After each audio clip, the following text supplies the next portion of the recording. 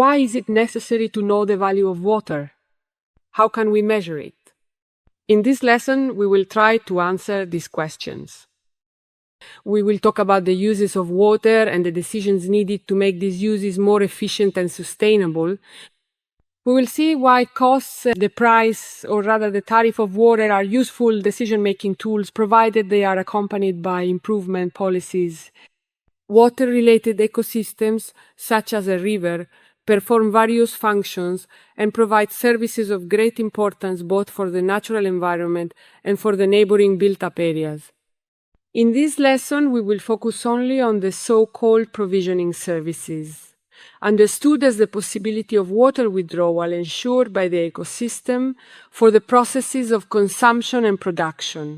The value of water represents the benefit it creates for individuals, households, communities, and businesses. A first evidence in this regard is given by its three main uses: the distribution of potable water by municipalities to the population for nutrition and hygiene purposes, irrigated agriculture, which represents the main use of the resource worldwide, especially in regions such as South Asia, and finally industry, particularly in sectors such as textiles or food, or for cooling and washing of plants.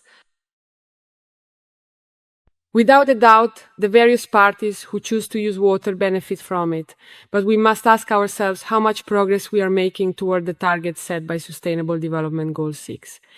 In particular, more than a quarter of the world's population still does not have access to drinking water. Moreover, although there has been improvement since 2015, further progress is needed in the efficiency of water uses. The observed trends call for addressing complex issues. Some examples: how can we foster the user's awareness of the value of water?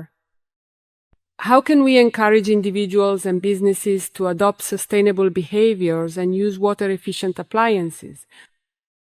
How can we finance investments to improve the efficiency of irrigation and distribution infrastructure?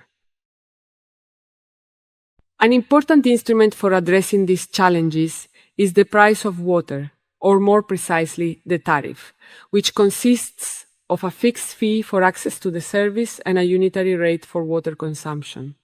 If in the various sectors the tariff is well designed by regulatory authorities or reclamation consortia, and if users are informed, it conveys to users the value of water, also relative to relation to other goods and services, making both the internal and external costs required for water consumption visible. It encourages the abandonment of unnecessary uses and the adoption of efficient behaviors and systems, especially when the unit price increases with consumption, as shown in the example. It allows operators to collect revenues with which to finance investments for the efficiency of water supply systems. How the tariff is constructed. The tariff is structured to ensure the allowed revenues for those who provide the services. Its definition is based on two main criteria. Polluter pays, literally meaning who pollutes should pay. The costs associated with negative impacts on the environment must be borne by the parties causing the impact so that they are incentivized to prevent and mitigate externalities. For this reason, environmental costs are included in the calculation of the tariff. Cost recovery, meaning the recovery of costs. Artificially low tariffs do not encourage efficient uses. Therefore, the tariff must reflect the costs related to water supply, both internal and external. The main components of the operator's internal costs are 3. Operating and maintenance costs, depreciation or amortization of the plants, and the cost of invested capital, meaning interest on debt, and a fair return on the investment made by the operator's owners. To these are added 3 types of external costs, so-called because they materialize outside of the operator who generated them and who must bear their burden. The resource costs, the fee associated with water withdrawal, must reflect the reduction in water availability for other sectors or for other ecosystem functions. Environmental costs, measured by the costs the operator incurs to prevent or mitigate environmental impacts, which are particularly important in wastewater treatment services. In the case of services provided to the population, social costs, meaning the contribution to an equalization fund that allows for reduced rates for low-income users. In conclusion, it is necessary to recognize that the tariff can be a useful tool for addressing the challenges of water systems, provided that it fulfills to the two principles of polluter pays and cost recovery.